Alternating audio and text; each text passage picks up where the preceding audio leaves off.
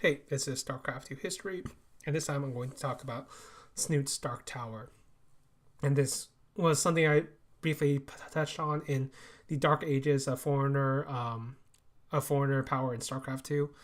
And in this one, I'm going to talk about why I rate Snoot so highly. And the reason is certainly the context, but basically, I did make a list. It wasn't as extensive as my all-time great list, but it was a list using the same criteria of who was the greatest foreigner StarCraft 2 players, and Snoot was my third choice. And there's certainly a case for Huck, who I put a fourth as third, and I'm certain like Huck would argue for that now. But basically, for Snoot, the reason I put him at third is basically what he's about to do in Heart of the Swarm, and he is a player who has actually, in my opinion, ascended to rightfully claim the title of the best Zerg vs Protoss player of all time, regardless of result, just in pure theoretics and pure execution, and the players he beat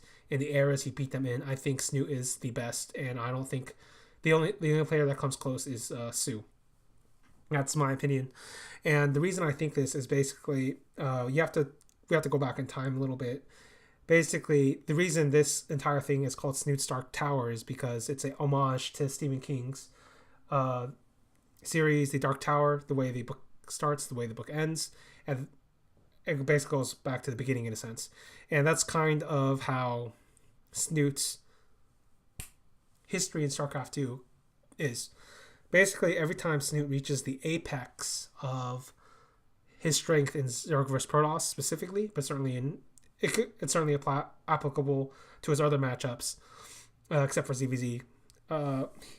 He gets nerfed by Blizzard. So by the end of 2012, he's actually one of the best. He's very close to becoming one of the best Foreigner Zergs, but that's like, I'm not sure if that's a compliment or a insult, because that's the Broodlord Infestor era. Basically gets nerfed. Fair enough. Goes into the Heart of the Swarm, and he believes at some point that the best way to play Heart of the Swarm Zerg vs Protoss is using Swarm hosts. So he masters it, and it takes him a long time to master it. I think he truly masters it by mid 2014, and at this point, he starts making a bunch of runs that are like shocking, because you look at the context.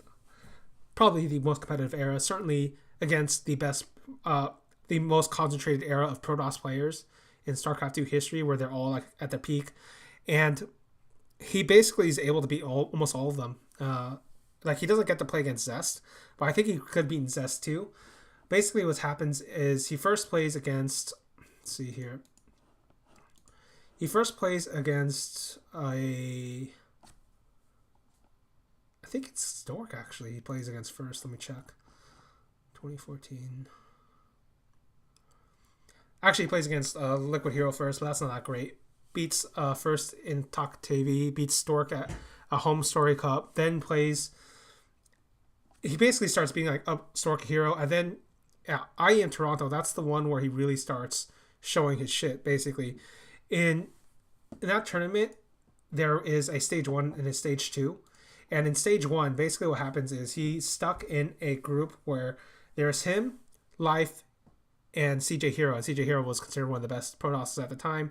And so in order for Snoot to get the fuck out to qualify out of that group, he has to beat CJ Hero twice. And he does it with his Swarms host style, beats him both times. And the reason this is relevant is because what's going to happen is the way Snoot thinks about the game is very similar to the way Rain thinks about the game. In a sense, they're both very defensive, macro-based players. They both believe, if I get to the late game, I will win. If I get to the army composition I want, no matter how far behind I am in terms of economy, in terms of early game, in terms of mid game, I will win. I believe that. That's how I characterize Snoot. And certainly there comes weaknesses with that. Like, you see that with Rain's career, where he doesn't mix it up as often as he should have. And in Snoot's career, he's a player who also has a lot of choke in him, in my personal belief. Like, he has a lot of playoff situations where he could have beaten them if there was an earlier round, or he did beat them in earlier rounds, but when it got to the playoffs, he choked a little bit. Like, there were even times where he does mix it up and it doesn't work out for him because his execution isn't quite there. Like, it's very hard to know why this happened, but it certainly did happen. And in my opinion, like, the results don't necessarily show his caliber of play. And even then, like, he was still like beating, like I said, CJ Hero, his first victim. And then he beats, I believe, yeah, he beats SOS in the same tournament to get to the playoffs. So he's already beaten two of the all-time great Protoss players in Zerg vs. Protoss at this time. Then he matches up against Liquid Hero at IEM San Jose at the end of the year. And basically what happens is Hero becomes, CJ Hero, I guess. CJ Hero becomes the best PvZ player, not because of anything specific to him, but basically because he gets to play against Snute so many times. He is used to Snute's style and learns how to beat Storm Host. So basically, Snute taught Hero how to become the best PvZ player, which is kind of funny. And then Storm Host gets nerfed. Straight up, Storm Host gets nerfed. And so Snute goes on. He has to rebuild his entire thing over again. And then he does. He basically creates this entire new style. He calls it the onion style. Basically, it's very he completely switches gears and he realizes the way the game worked out, his style can no longer work in Heart of the Swarm. So he switches gears and he starts playing this Roach Hydra, like very aggressive, peel based style. And IAM Senzen, this is the tournament that like really solidified, in my opinion, the fact that he was like the best Zerg player. If you just looked at his the theoretical style was basically he plays against Classic and Rain, and these guys both just won big titles in Korea. He plays against them, and they both were the best PvZ players in Korea at the time, and he beats them both in the group stages. And after he beats Rain, basically every Protoss player, Korean player, tried to figure out how to beat his style, and they couldn't do it. Like Classic, because Classic plays him in the winners match, and then Classic, Hero, Partying, Rain, like for the all-time great Protosses, they all like collaborate to try to figure out, and they can't do it. And then Snute, of course, goes to the playoffs, loses to TY. But if he had played a Protoss player, I think he could have gone much further. In any case, certainly if you're just looking at the pure theoretics, I think you could give a very strong case for Snute being the all-time great ZVP player.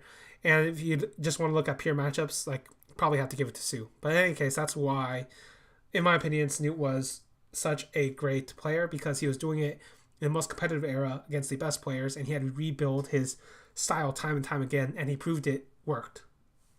It's just unfortunate he didn't get much time to use it in both cases, because by the time he reaches the apex of his style and it becomes legitimate enough to beat the best players in the world, he gets nerfed. So that's it for this video. See you guys later.